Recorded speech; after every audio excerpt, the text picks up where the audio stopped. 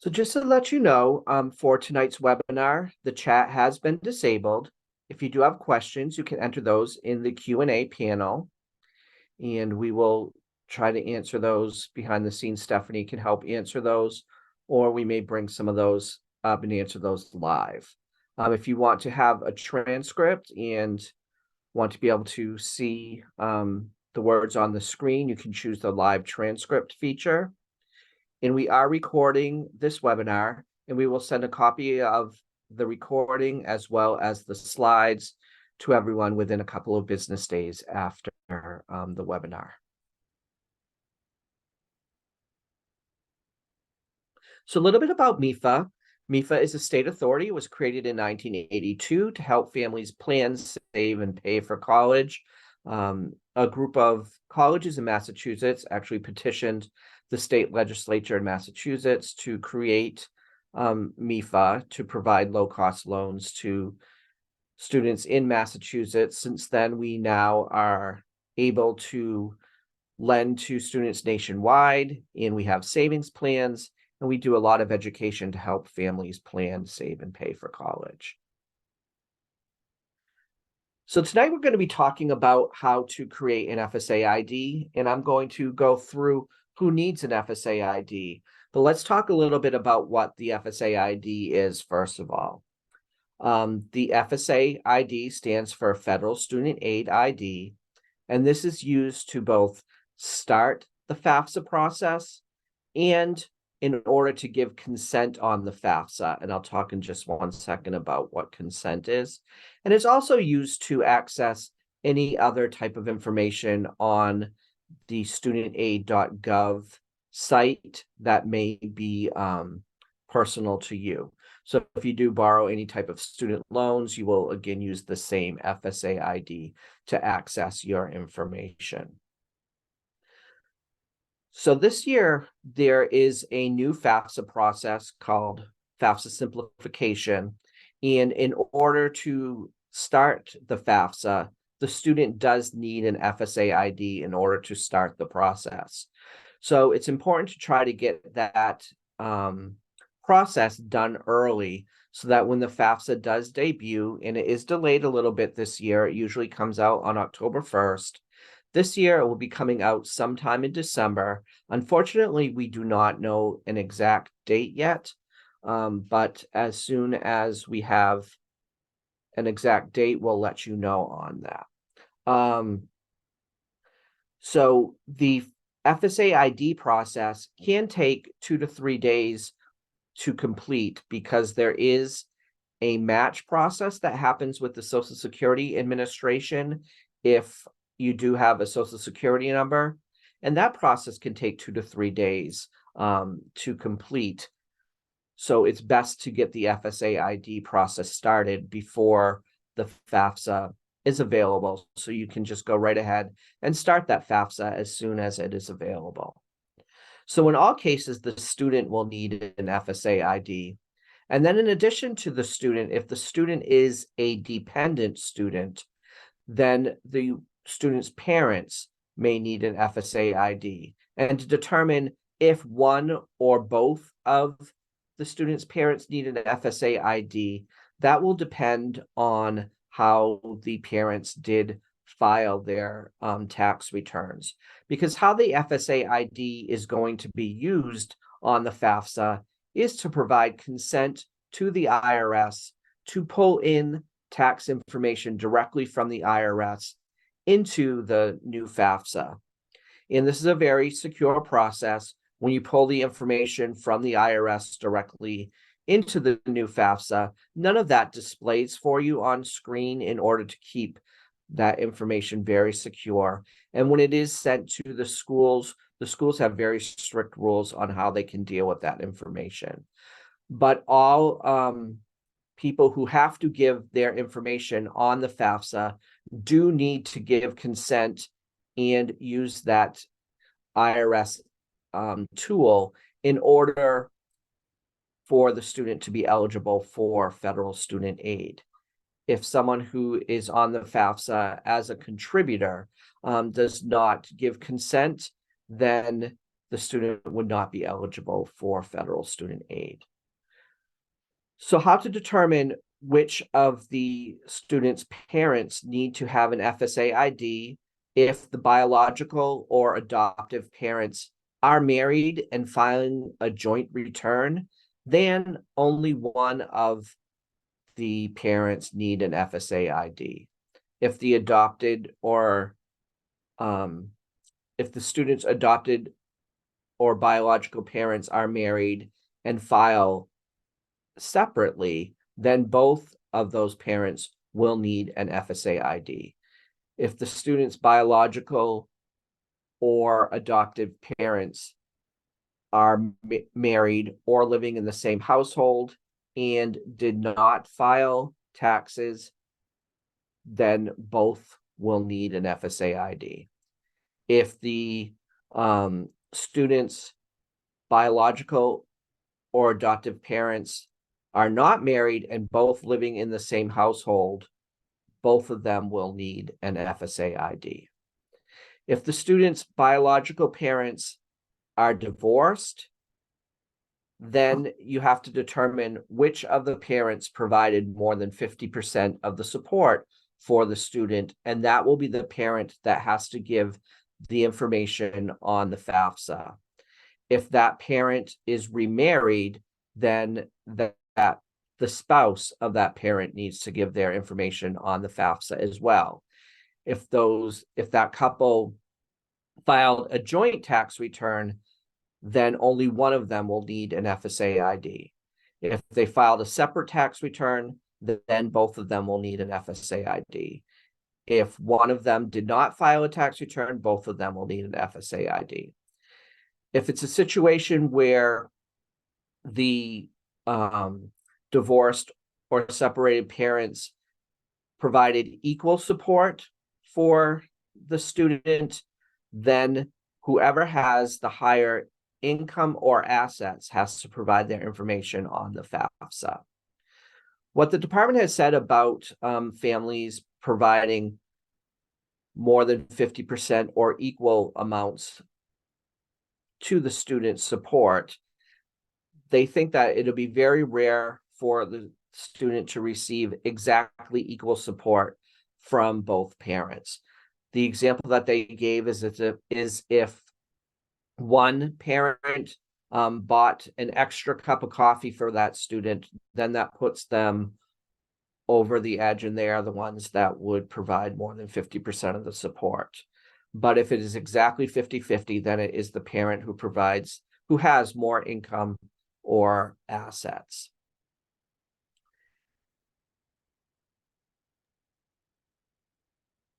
So the big thing to understand is that the reason that you need the FSA ID is in order to provide consent to pull the tax information into the FAFSA. So it all depends on how the people that need to be on the FAFSA have filed their tax return. So if you're filing jointly, both people on there have ownership of that tax information. So only one of them have to give their consent and have an FSA ID. If you're filing separately or did not file tax return, then each person would have to have their own FSA ID in order to provide consent to pull that tax information in. I see we have some questions out there.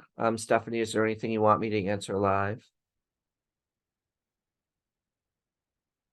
Yeah, Sean, a couple questions. Also, just want to make sure we're still on the who needs an FSA ID slide, correct? Yes. Because I'm not seeing the slides advancing. Okay, we had a question about that, why the slides weren't. So if just to clarify, if parents are married and live in the same household and file jointly, do they need one joint FSA ID or two separate FSA IDs? So if the parents are married and live in the same household, they only need one FSA ID. It's not a joint FSA ID. Just one of the parents would have an FSA ID. There's no such thing as a joint FSA ID. Great, thank you. And then is this based on the 22 tax return? What if the 22 tax return was they were married filing jointly, but now in 2023, they might be divorced or separated. Yeah, so all of the information on the 24-25 tax return, FAFSA is based on the 2022 tax return. So if you were married and filing jointly in 2022, and then in 2023 divorced and filed separate tax returns, what will happen is the parent that provided more than 50% of the support will need an FSA ID in order to fill out the FAFSA.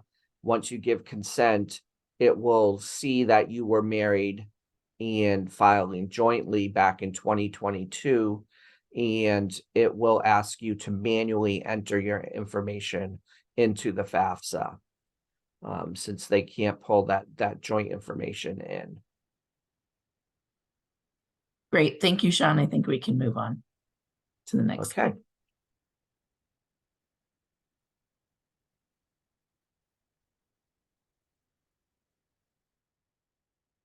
So you do go to studentaid.gov to set up your FSA ID account.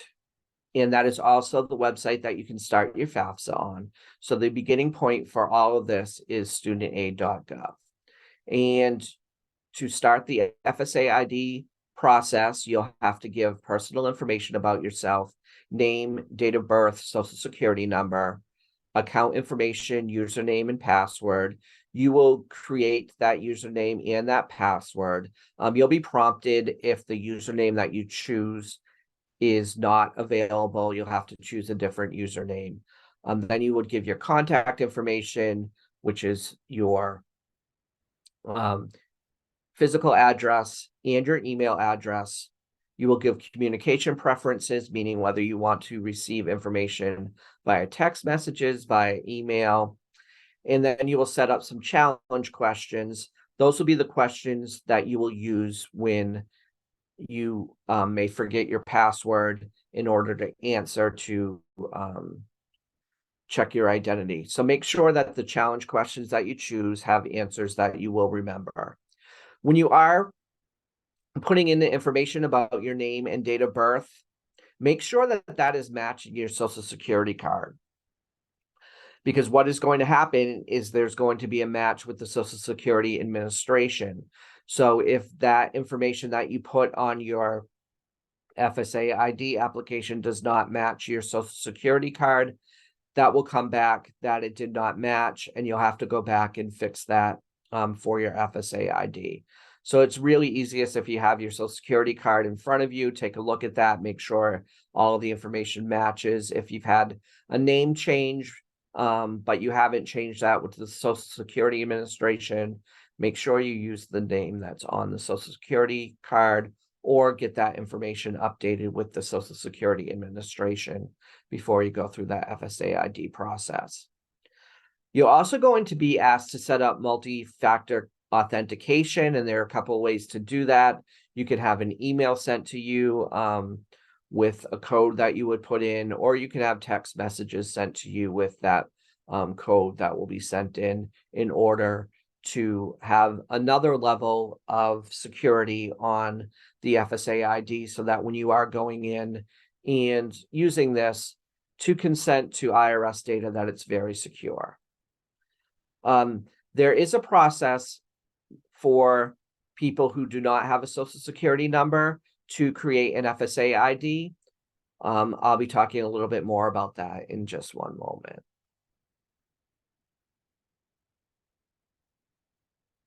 So, as I said earlier, all contributors to the FAFSA must have an FSA ID in order to access the 2024-25 FAFSA online. In the past, a student was able to start the FAFSA without having an FSA ID and just needed that in order to sign at the end of the process. Now, in order to sign in and start a FAFSA, the student needs the FSA ID ahead of time. There's also an identity match required for each contributor. So if you have a Social Security number, again, that's going to do the match against the Social Security Administration. And then there will be a separate process to do an identity match for those without a Social Security number. A verified email address is also required to establish an account. If you already have an FSA ID account, you can still use that account. But if you didn't have an email address in the past in your FSA ID account, you will be prompted to go back in now and put that email address in there in order to continue to use that account. Those without a social security number now have the option of getting an FSA ID, where in the past you did have to have a social security number in order to have an FSA ID. There's going to be a new process that is a knowledge-based identity verification process. All the information hasn't been released about that. They're going to have some more information released about that tomorrow. So hopefully very soon we'll have updated information about exactly what that process will look like for those without a social security number. And one of the nice new simplifications to the FAFSA is when a student goes in and invites contributors to come back in and put their information onto the FAFSA, they'll get a customized link based on if they already have an FSA ID or not. If they do have an FSA ID, it's going to bring them right to that FAFSA to begin filling that out. If they don't have an FSA ID, it's going to bring them first to the FSA ID site in order to start their FSA ID process before going in and starting the FAFSA.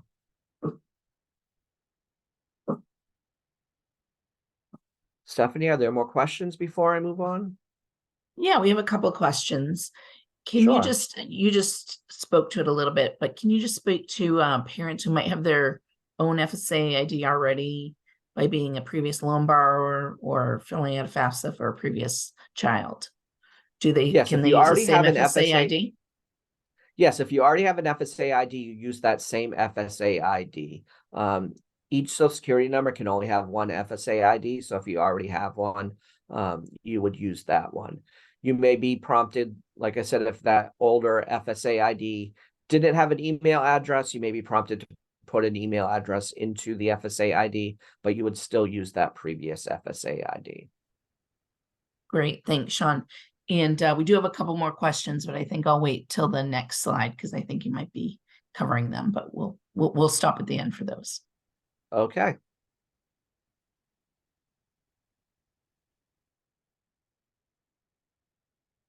So the ID process for non-Social Security holders, again, it's going to be a knowledge-based verification process. What we've heard so far is it may be based on information from a credit agency, and that identity match will be required for each of them, but the details should be available hopefully early next week. This is a screenshot of what the page looks like to start your FSA ID. You see, you just put your name, date of birth, social security number, and there is a box there that says I don't have a social security number, and that will bring you to the process for those without a social security number. That process isn't available quite yet, but it will debut before the FAFSA debuts sometime in December. Okay, Stephanie, what were the other questions that you had? Great. So we have a couple good ones. If you could maybe elaborate on the process a little bit more about who should start the FAFSA. How does the student FAFSA or FSA ID connect with the parent? Okay, so let's talk a little bit about how the FAFSA process works. And we do have some upcoming webinars about the FAFSA that we'll talk about later and have some links for you. But the way the process works is the student goes in with their FSA ID, enters in information about them, and then there is also a whole who is the parent wizard to help students through the process, especially for students who may be in families where the parents are divorced or separated. It will help clarify for them who the parent should be in that case. Once they go through all of that information, they're asked to invite anyone that needs to contribute to the FAFSA. And they would send an email out through this system that will then bring the contributor back in to the FAFSA to fill that out. And again, if the person that is invited already has an FSA ID, it's going to bring them right to the screen to start filling out the FAFSA. If they don't, it will bring them into start the FSA ID process. Great. And then we have another one. So how about the second parent that doesn't need the FSA ID? How do they contribute their information to the FAFSA? So the second parent who doesn't need an FSA ID. So if they're filing jointly, if parents are filing jointly. If the parent's filing jointly, they don't need to have an FSA ID. They don't need to consent on the FAFSA. All the information is pulled in on that joint tax return. And the parent that has the FSA ID and that is in there just has to give the name and social security number of the second parent. Great. I think that was what the question was about how you get the second parent's info onto the FAFSA. Yes. Great. Okay, let's we can keep going, then we'll answer questions at the end. Okay.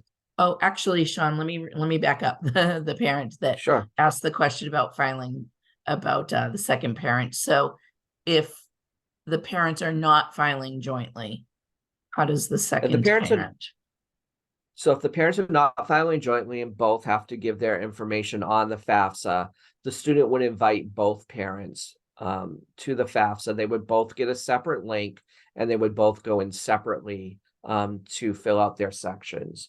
Each of those parent sections are completely separate, and the other parent would not be able to see that other parent section, and the student wouldn't see the information reported from them either, but it all connects in that same FAFSA. Okay, great. Okay, we have one more, but we'll wait till you finish up here. Okay. So all we have left is information about connecting with MEFA on social media to find out more information about upcoming webinars. We will be sharing more information as it comes out about the new FAFSA that should be released sometime in December, and also about the process for the FSA ID for those without a social security number. And we do have links here as well to some great webinars that are coming out. There's one for understanding the FAFSA on Monday, December 4th. Learning about tuition break, which is a great program in Massachusetts. If you do start at a community college and then move on to one of the public universities in Massachusetts, that's on Monday, January 22nd. And then there's a FAFSA festival to answer questions about filling out the FAFSA on Wednesday, January 24th at 4 p.m. And if you go to mefa.org/events, we're going to have many other webinars as well coming up about the whole FAFSA process.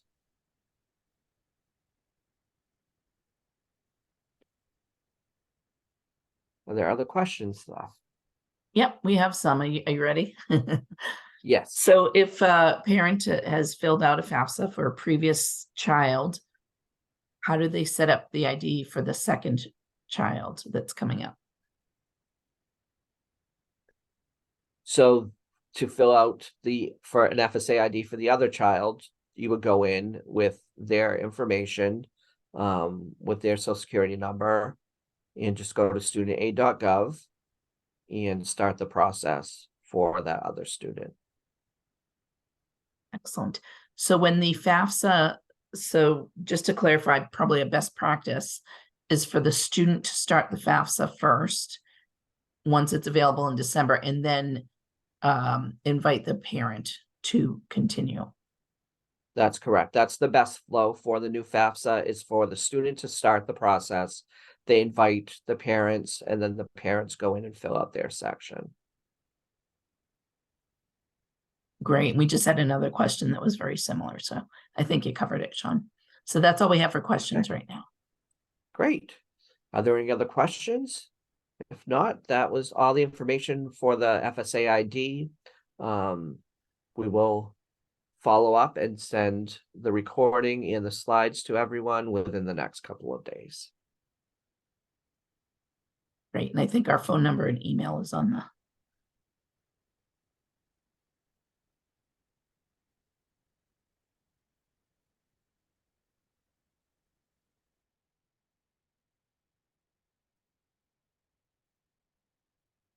Okay, thank you, everyone. Have a great night.